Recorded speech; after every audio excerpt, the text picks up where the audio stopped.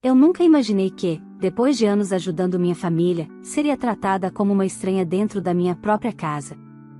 Tudo explodiu no dia em que meu pai anunciou que meu aluguel seria dobrado, não porque eles precisavam, mas porque minha irmã mimada queria um dinheiro extra. E quando ela me disse que eu deveria obedecer ou seria expulsa do apartamento da minha avó, algo dentro de mim finalmente quebrou. O que eles não esperavam é que, naquela mesma noite, eu tomaria a decisão que mudaria completamente a vida de todos nós. A partir dali, cada atitude deles teve um preço, e cada escolha minha teve consequências que ninguém imaginava. Se você quer saber como uma família inteira desmoronou depois que eu disse o basta, então fique comigo até o final, essa história não é o que você espera. Olá, seja bem-vindo ao canal Histórias Surpreendentes. Curta e se inscreva nesse canal, aproveite e ative as notificações. Comente aqui de qual cidade você está assistindo, vou adorar saber e deixar um coração no seu comentário. Meu nome é Renata, tenho 32 anos, e passei boa parte da minha vida acreditando que pequenos sacrifícios eram normais dentro de uma família. Que ceder um pouco aqui, aceitar uma injustiça ali, fazia parte de manter a paz. Eu cresci ouvindo minha mãe repetir que família vem antes de tudo, mas o tempo me mostrou que, para eles, eu só vinha antes quando era conveniente. O resto do tempo, eu era apenas a filha responsável, a que resolvia tudo, a que pagava as contas que ninguém queria pagar. Mas a vida sempre dá um jeito de escancarar a verdade, e comigo não foi diferente. 2 meses antes de tudo desmoronar, meus pais decidiram reformar a casa em que moravam há mais de 20 anos. Era uma casa antiga, cheia de problemas estruturais, infiltrações, rachaduras e fios tão velhos que eu temia um curto-circuito a qualquer momento. Eles pediram minha ajuda como se fosse algo natural, porque, segundo minha mãe, você sempre entende dessas coisas de reforma, minha filha. A verdade é que o que eu entendia era de resolver o que ninguém mais queria enfrentar. E, como sempre, aceitei. Contratei mão de obra, comprei materiais, acompanhei cronogramas e, no final das contas, paguei a maior parte das despesas, R$ 25 mil saídos diretamente do meu bolso. Enquanto eles se instalavam confortavelmente na casa novinha, eu continuava vivendo no apartamento antigo da minha avó, que herdaram anos antes. O imóvel tinha sido deixado para minha família, mas meus pais decidiram alugá-lo para mim, R$ 1.000 por mês. Nunca questionei. Na minha cabeça, era melhor ajudar meus pais do que dar o dinheiro a um desconhecido. Esse pensamento me acompanhava desde sempre, eu precisava ser útil, precisava compensar alguma coisa que nunca entendi bem o que era. Quando finalizei a reforma da casa deles, imaginei que receberia ao menos um agradecimento caloroso, algo que mostrasse que eles reconheciam meu esforço. Talvez até um gesto mínimo de carinho. Mas, em vez disso, recebi a sentença que mudaria tudo. Meu pai pediu que eu fosse à casa nova para uma conversa importante. Quando cheguei, encontrei os dois sentados à mesa, com expressões que me gelaram por dentro. Antes mesmo que eu pudesse perguntar o que estava acontecendo, meu pai disse com toda a naturalidade do mundo: Renata, a partir do mês que vem, seu aluguel vai dobrar. Sua irmã está precisando de dinheiro. Eu ainda processava aquela frase quando Bruna apareceu atrás dele, apoiada no batente da porta com o ar superior que sempre teve desde criança. Ela cruzou os braços e completou: agradeça por deixarmos você morar no apartamento que era da vovó. Então obedece, tá? Para a gente não precisar te expulsar de lá. A palavra obedecer saiu da boca dela como um comando, não um pedido. Meus pais não a repreenderam. Ao contrário, pareciam concordar com cada sílaba. Eu senti o estômago embrulhar. A reforma que eu pagará, os anos de ajuda financeira, a paciência infinita que sempre ofereci, nada disso existia para eles. O que importava ali era meu bolso, e o quanto ainda poderiam tirar de mim. Voltei para o apartamento atordoada, tentando entender como aquele trio conseguia olhar para mim com tamanha naturalidade enquanto me tiravam o pouco de dignidade que me restava. Passei a noite inteira acordada, encarando o teto e me perguntando em que momento eu tinha deixado de ser filha e me tornado uma espécie de extensão financeira daquela casa. E então, no silêncio da madrugada, algo dentro de mim finalmente quebrou, e, ao mesmo tempo, algo nasceu. Antes do sol aparecer, levantei decidida. Peguei minhas coisas mais importantes, coloquei tudo em caixas e malas, e fechei a porta do apartamento pela última vez. Deixei as chaves com o porteiro junto com uma mensagem direta: não vou pagar por abuso. Estou indo embora. Eu sabia que minha decisão não ficaria sem consequências. Que Bruna não deixaria barato. Que meus pais não aceitariam um não vindo de mim. Mas, pela primeira vez na vida, eu também não estava disposta a aceitar nada deles. E foi assim que tudo começou. Quando deixei o apartamento naquela manhã, senti um alívio estranho, como se finalmente pudesse respirar sem pedir permissão. Mas o peso da decisão ainda pairava sobre mim. Eu sabia que, em poucas horas, meus pais perceberiam que eu tinha sumido dali sem aviso. E, mesmo sabendo que a tempestade viria, eu me sentia firme, talvez pela primeira vez na vida. Encontrei um pequeno kitnet para alugar temporariamente. Não era grande, nem bonito, mas era meu. Ninguém podia aparecer ali dizendo que eu devia algo, ninguém batia na porta querendo aumentar aluguel ou me acusar de ingratidão. A liberdade tinha cheiro de tinta fresca e paredes vazias. Enquanto encaixotava as últimas coisas, meu telefone começou a tocar. Primeiro minha mãe, depois meu pai, depois Bruna. Eu ignorei todos. Não havia nada que eles pudessem dizer que justificasse o que tentaram fazer comigo. As ligações foram seguidas de mensagens curtas, agressivas, como se eu fosse uma funcionária que abandonou o trabalho sem entregar relatório. Renata, apareça aqui agora. Como você ousa sair sem avisar? Volte imediatamente ou as coisas vão piorar. Apesar do tom de ameaça, nenhuma palavra me atingia da mesma forma que antes. Talvez porque, pela primeira vez, eu enxergava quem eles realmente eram, pessoas que só me procuravam quando precisavam de dinheiro, favores ou consertos. Pessoas que nunca pensaram no impacto das exigências constantes na minha saúde mental ou financeira. No fim da tarde, quando sentei no chão do novo kitnet com uma xícara de café quente, meu celular vibrou com uma notificação diferente. Bruna tinha enviado uma mensagem longa, e mesmo querendo ignorar, minha curiosidade venceu. Então é assim que você mostra gratidão? A mãe disse que você saiu fugida como culpada. O apartamento era da vovó, não seu. Se você não voltar e pagar o aluguel dobrado, eu mesma vou te tirar de lá à força. Você sempre foi egoísta, Renata. Sempre. Eu reli aquela mensagem 3 vezes, tentando entender como alguém podia distorcer a realidade a ponto de se colocar como vítima. Eu tinha pago a reforma da casa deles, pagado aluguel por anos, ajudado financeiramente inúmeras vezes, e ainda assim eu era egoísta. Quando coloquei o celular de lado, senti a raiva esfriar. Era claro que aquela família não mudaria nunca. E, se eu continuasse esperando o reconhecimento, só me machucaria mais. Respirei fundo e abri meu notebook. A primeira coisa que fiz foi acessar minha conta bancária e cancelar a transferência automática do aluguel. Depois revisei todas as contas que, de alguma forma, eu ainda pagava para meus pais, internet, seguro, algumas assinaturas que eles tinham pedido emprestado no meu cartão. Tudo foi cancelado sem cerimônia. No dia seguinte, às 7 da manhã, meu pai me ligou de novo. O toque insistente me acordou, mas o que mais estranhei foi o fato de ele ter deixado uma mensagem de voz. Nunca deixava. Apertei o play. Renata, isso é ridículo. Sua irmã está precisando. Você deveria ter vergonha. Ligue para a gente agora. Havia algo na entonação dele, não preocupação, não tristeza, apenas posse.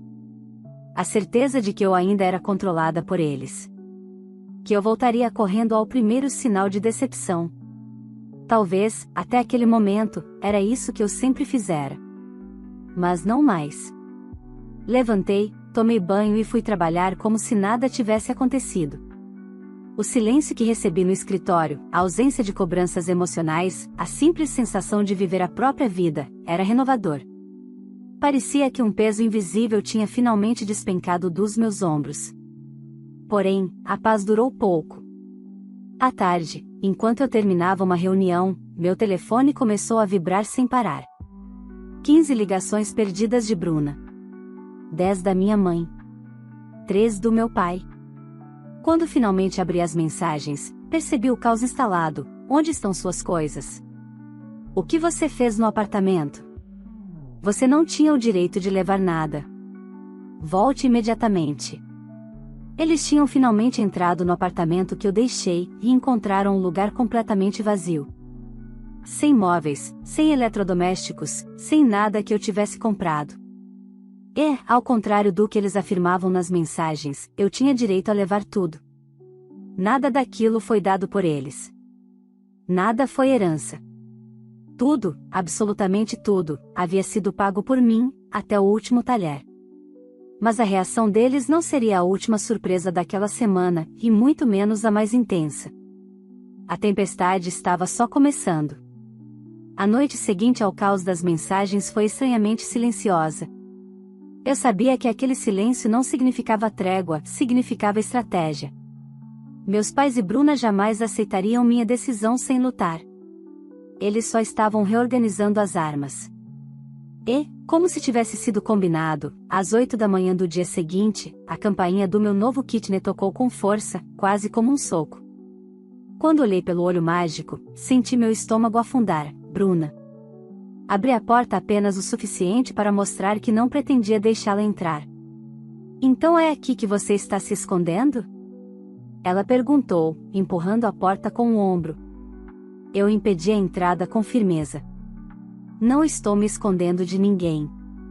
Ela riu, aquele riso cheio de deboche que eu conhecia desde a infância. A mamãe está surtando. E o papai está uma fera.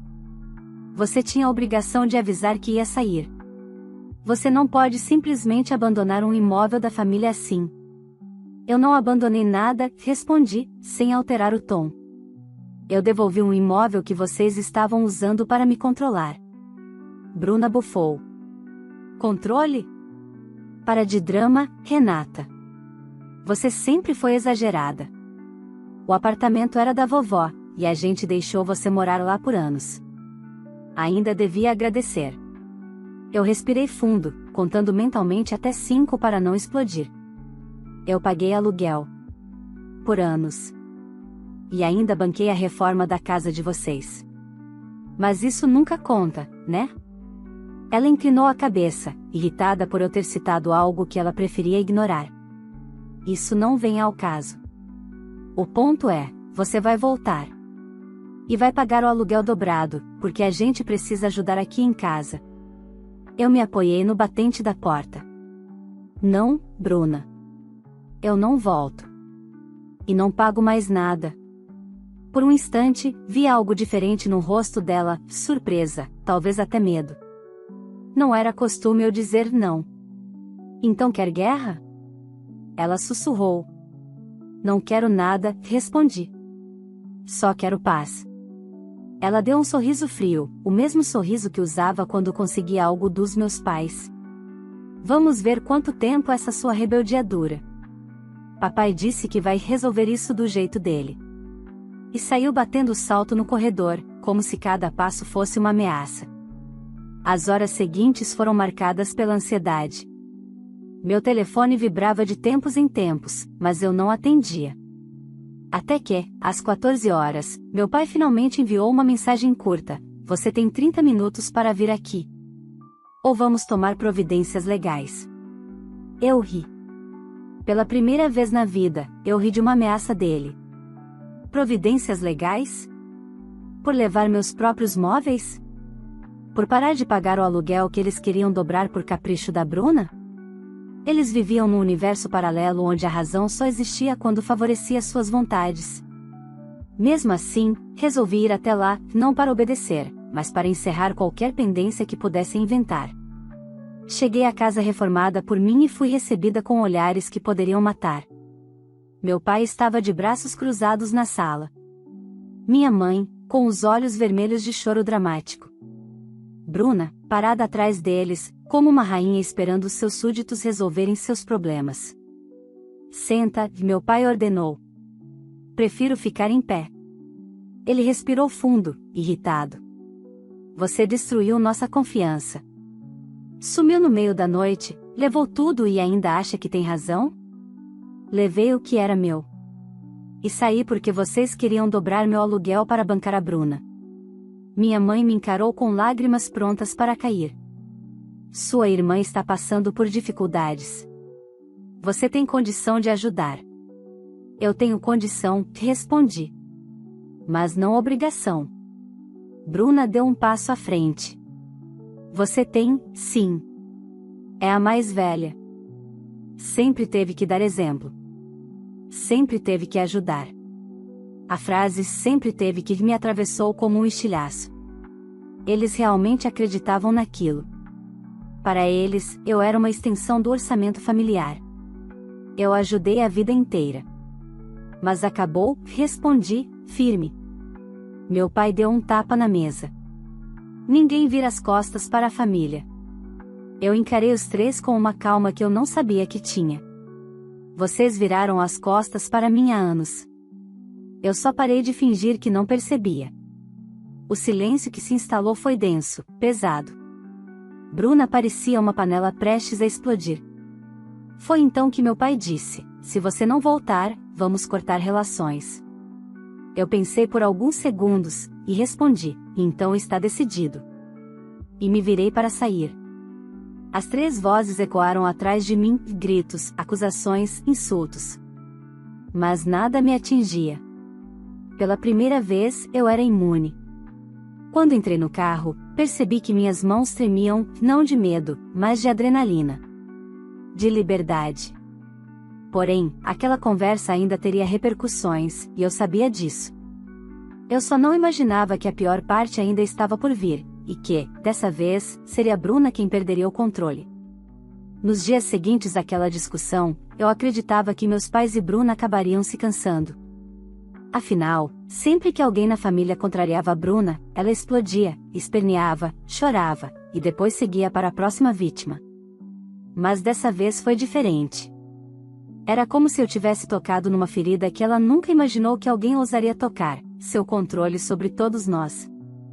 Na manhã de terça-feira, quando cheguei ao trabalho, minha chefe me chamou na sala dela. Um aperto se formou no meu estômago imediatamente. Eu sabia que algo estava errado só pelo tom grave da voz dela. Renata, ela começou, cruzando as mãos sobre a mesa, sua família esteve aqui. Meu coração parou por um segundo. O quê? Sua irmã e sua mãe, continuou. Apareceram na recepção dizendo que precisavam falar com você urgentemente. Falaram alto, discutiram com a recepcionista, e criaram um clima muito constrangedor. Tivemos que pedir para se retirarem. Meu rosto queimava. Uma mistura de raiva e vergonha. Eu sinto muito, murmurei. Isso não vai acontecer novamente. Eu estou resolvendo algumas questões pessoais.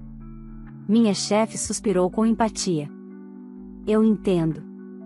Mas você precisa se proteger, Renata. Está claro que isso está passando dos limites. Saí da sala com as pernas bambas. Eu já sabia quem tinha armado tudo, Bruna. Minha irmã era capaz de tudo quando queria provar um ponto, e inclusive, me humilhar no meu emprego. Na hora do almoço, enquanto eu respirava fundo para tentar recuperar o equilíbrio, meu celular vibrou. Outra mensagem dela: já que você não atende, vamos resolver do nosso jeito. Você não vai fugir das suas responsabilidades. Naquele momento, percebi, aquilo não era mais apenas sobre dinheiro. Era sobre poder. E eu tinha quebrado a dinâmica que sustentou nossa família por anos. Agora eles estavam à deriva, tentando desesperadamente me puxar de volta para o lugar onde eu sempre estive, submissa, disponível e silenciosa. Naquela noite, fui ao supermercado comprar algumas coisas e, ao voltar para o carro, um cheiro estranho no ar chamou minha atenção. Quando me aproximei, senti o peito apertar. Alguém tinha quebrado a maçaneta da porta e deixado o interior completamente revirado. Papéis no chão, porta-luvas aberto, objetos espalhados. Não era um assalto comum. Nada de valor havia sido levado. Mas no banco do passageiro havia um bilhete. Você vai aprender a não enfrentar a família. Minhas mãos começaram a tremer. Aquilo ultrapassava qualquer limite que já haviam cruzado. Fui até a delegacia mais próxima, fiz boletim de ocorrência e expliquei a situação. O policial me perguntou: a senhora suspeita de alguém? Engoli seco e respondi: sim. Suspeito da minha própria família. Ele arqueou uma sobrancelha, mas anotou tudo. Voltei para casa apavorada, mas decidida, eu não voltaria atrás. Aquele bilhete só confirmava que eu havia feito a escolha certa ao me afastar. Pessoas que amam não deixam ameaças em bancos de carro. Decidi então tomar medidas reais de proteção. Troquei o número do celular, bloqueei todos eles nas redes sociais, e pedi à portaria do prédio que não permitisse a entrada de ninguém além de visitantes autorizados. Minha paz seria a prioridade absoluta dali em diante. Mas Bruna não desistiu. 2 dias depois, recebi um e-mail de trabalho, porque, segundo ela, era a única forma de entrar em contato comigo. O texto dizia: você é uma ingrata. A família sempre te acolheu e você vira as costas. Mamãe está passando mal por sua culpa. Papai está decepcionado. Você destruiu tudo por causa de orgulho. Se continuar assim, vai acabar sozinha para sempre.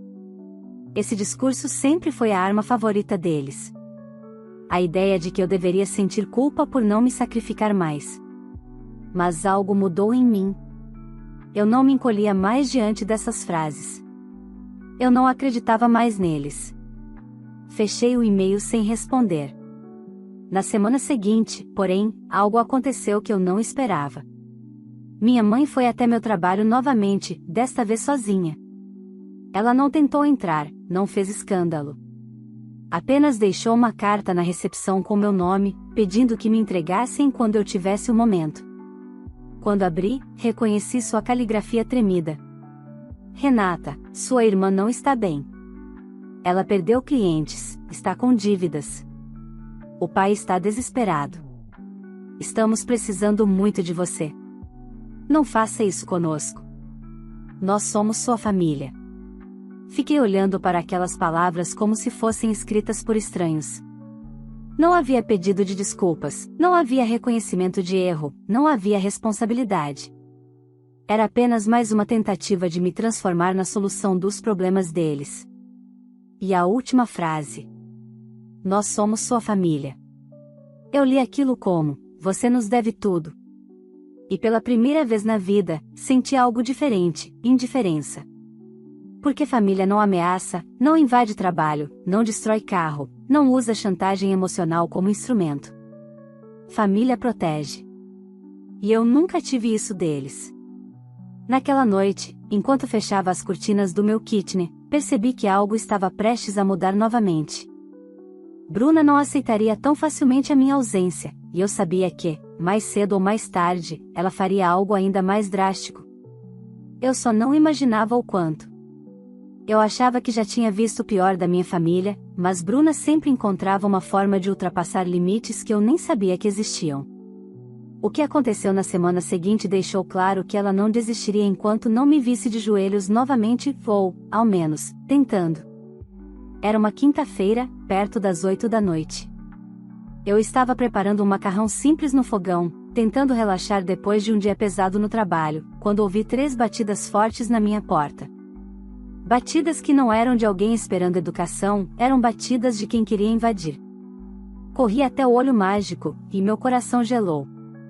Bruna estava lá. Sozinha, mas com um olhar que nunca tinha visto antes. Um olhar sombrio, inquieto, quase febril. Abre, Renata.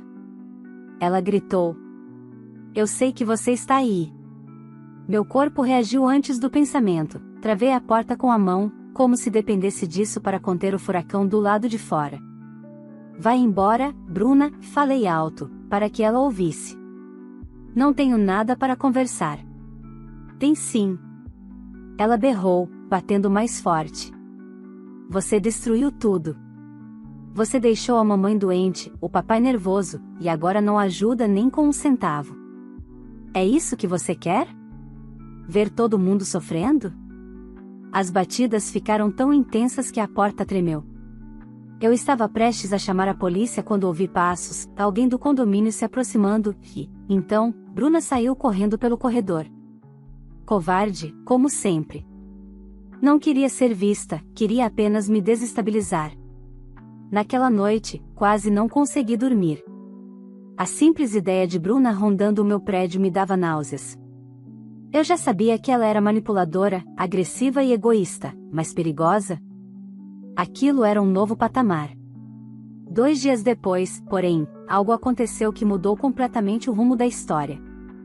Recebi uma ligação do banco, um número desconhecido, mas com identificação institucional. Atendi, apreensiva. Senhora Renata? Disse a atendente. Estamos entrando em contato para confirmar algumas movimentações recentes na sua conta. Houve tentativas de acesso suspeitas. A senhora compartilhou sua senha com alguém? Meu coração disparou. Não. Respondi. Nunca. Certo, ela continuou. Houve 3 tentativas de transferência para uma conta no nome de Bruna Barbosa. Como os valores eram altos, nossa equipe bloqueou e decidiu confirmar. Eu senti o chão desaparecer sob meus pés. Bruna tentou roubar da minha conta. Meu sangue ferveu, não de raiva, mas de incredulidade. Ela realmente acreditava que tinha direito ao meu dinheiro. A ponto de tentar invadir minha conta bancária, 3 vezes. Vou registrar um boletim de ocorrência imediatamente, respondi, com a voz trêmula. A atendente concordou, e desliguei. Fiquei alguns segundos em silêncio absoluto. Depois, algo dentro de mim instalou, com uma clareza que eu nunca havia sentido. Eu não estava lidando apenas com uma irmã mimada. Estava lidando com alguém obcecada pelo controle, acostumada a viver às custas dos outros, incapaz de aceitar limites. E meus pais? Silêncio. Cúmplices pelo hábito, pela omissão, pela conveniência. Peguei minha bolsa e fui direto à delegacia. Contei tudo, a tentativa de invasão da conta, as ameaças, o bilhete no carro. O policial ouviu com atenção e, ao final, disse: "Isso não é briga de família. Isso é crime. A senhora está certa em procurar ajuda." Eu saí de lá com um misto de alívio e tristeza profunda. Sempre imaginei que, no fundo, minha família tivesse algum amor por mim, torto, confuso, falho, mas amor. Agora, eu começava a enxergar a verdade, eles só sabiam amar enquanto eu pagava as contas. Na semana seguinte, meu pai finalmente entrou em contato após dias de silêncio. Não para pedir desculpas. Não para perguntar como eu estava. Mas para dizer: "Bruna contou que você está exagerando. Ela só tentou acessar sua conta porque achou que você daria autorização. Não precisava envolver polícia. Você destruiu a harmonia da nossa família." Eu olhei aquela mensagem como se fosse escrita por um estranho. Como alguém podia justificar uma tentativa de roubo dessa forma? Respondi apenas: "Não houve harmonia para eu destruir. Só exploração." Ele não respondeu mais. Mas a vida, apesar de tudo, continuava.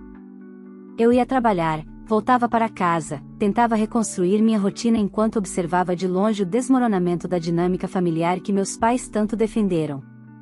E foi então que soube, por uma colega da cidade que conhecia a Bruna, que minha irmã estava enfrentando algo que nunca tinha enfrentado antes: a realidade. Ouvi dizer que ela perdeu o emprego, e minha colega comentou casualmente. "Perdeu?" Perguntei. "Sim. Parece que teve uma discussão feia com a gerente. Ela saiu aos gritos dizendo que ninguém reconhecia o valor dela. Depois disso, começaram a circular uns vídeos dela brigando com clientes. Nada me surpreendia mais. Bruna sempre viveu numa bolha onde tudo era culpa dos outros. Onde ela era a vítima universal.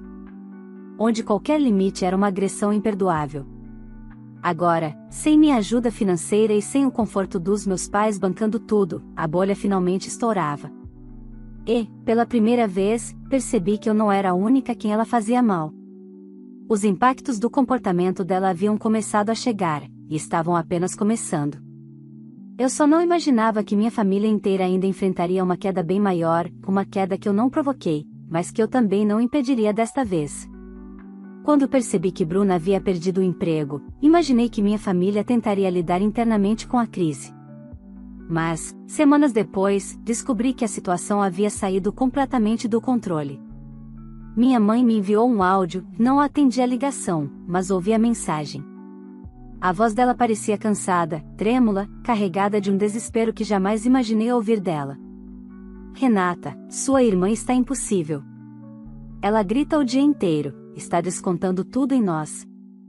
Seu pai está doente de nervoso, as contas estão atrasadas. Ela não para de culpar a gente por tudo. Você realmente vai deixar sua família assim?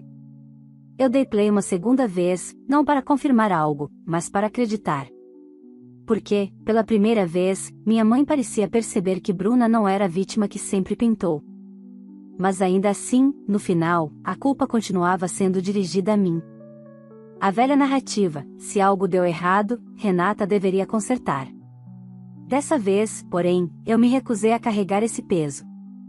Poucos dias depois, recebi uma mensagem inesperada de um número desconhecido. Sou sua vizinha, do apartamento ao lado dos seus pais. Precisamos conversar. É importante. Eu quase ignorei, mas a curiosidade venceu. Liguei de volta. Desculpa te incomodar, Renata, a voz da vizinha era baixa, quase culpada. Eu não sabia mais o que fazer. Sua irmã, ela está causando problemas sérios aqui. Que tipo de problemas? Perguntei, já apreensiva. Ela tem gritado com todo mundo. Bateu na porta de vários vizinhos pedindo dinheiro, acusando pessoas de falarem dela pelas costas. Outro dia, jogou lixo no corredor dizendo que era culpa do prédio se ela estava passando necessidade. Fechei os olhos. Era Bruna desmoronando em público, sem controle, sem freios, sem ninguém para responsabilizar, exceto todos ao redor. Seus pais não conseguem contê-la? Perguntei. Houve um silêncio do outro lado da linha. Eles perderam completamente o controle. A situação está ficando insustentável. Agradeci pela ligação e desliguei. Fiquei ali sentada no sofá, observando a parede branca do meu kitchen, tentando processar tudo. Sempre soube que Bruna tinha um lado destrutivo, mas nunca imaginei que aquele lado pudesse virar contra meus pais com tamanha intensidade. Sem o dinheiro que eu despejava mensalmente, sem minha ajuda emocional e sem alguém para culpar, ela começou a devorar quem estava mais perto. Foi então que compreendi uma verdade dolorosa: eu não havia destruído minha família. A estrutura já estava podre há anos. Eu apenas parei de sustentá-la. Na semana seguinte, recebi uma notificação da delegacia referente ao boletim contra Bruna por tentativa de invadir minha conta bancária. O investigador me informou que ela comparecera para prestar esclarecimentos e que, durante o depoimento, havia surtado. Gritou, chorou, acusou todo mundo de conspirar contra ela, e saiu dizendo que a justiça do mundo é falha porque ninguém reconhece o valor dela. Quando desliguei o telefone, senti uma mistura estranha de tristeza e libertação. Bruna estava finalmente enfrentando as consequências de suas escolhas, algo que sempre foi adiado pela complacência dos meus pais. E meus pais? Esses começaram a sentir na pele a ausência que passaram anos fingindo que não existia. Alguns dias depois, ao sair do trabalho, encontrei meu pai encostado no meu carro. O choque me fez parar no meio do estacionamento. Ele parecia mais velho, mais cansado, com o peso visível de meses de caos. Renata, começou ele, num tom que nunca ouvi antes. A gente precisa conversar. Não temos mais nada para conversar, respondi, mantendo distância. Ele abaixou a cabeça. Sua irmã, ela está destruída. Sua mãe está adoecendo. A gente não sabe mais o que fazer. Você sempre foi tão responsável, tão sensata. Por favor, ajuda a gente a colocar ordem nisso. E ali estava. Nenhum pedido de desculpas. Nenhum erramos com você. Nenhum fomos injustos. Nada. A mesma expectativa de sempre, eu deveria salvar o dia. Pai, respirei fundo, vocês não percebem? Vocês criaram essa dinâmica. Vocês alimentaram as atitudes da Bruna durante anos. Vocês me exploraram, me pressionaram, me culparam, e agora querem que eu volte para ser a muleta da família de novo. Ele abriu a boca, mas eu continuei: eu não sou responsável pelos erros de vocês. E não vou mais ser a solução daquilo que vocês mesmos criaram. Meu pai ficou imóvel. O rosto dele se partiu num misto de incredulidade e raiva contida. Então você vai nos abandonar? Olhei nos olhos dele, firme. Não estou abandonando. Estou apenas deixando de me abandonar por vocês. Sem esperar resposta, entrei no carro e tranquei as portas. Ele ficou parado no estacionamento, observando-me partir como se estivesse vendo uma estranha. O tempo passou. Bruna seguiu colecionando conflitos, rompendo relações, queimando pontes. Perdeu outro emprego.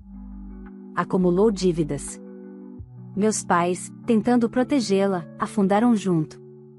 Começaram a transformar a própria vida num ciclo constante de brigas, sofrimento e desculpas que nunca resolviam nada. E eu? Eu continuei. Firme, tranquila, reconstruindo minha vida como deveria ter sido desde o começo.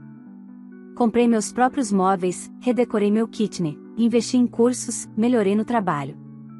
Fiz amizades novas, descobri hobbies, voltei a dormir em paz. Paz essa que eu nunca tive vivendo sob o peso emocional da minha família. Eles tentaram me procurar outras vezes, mas nunca mais respondi.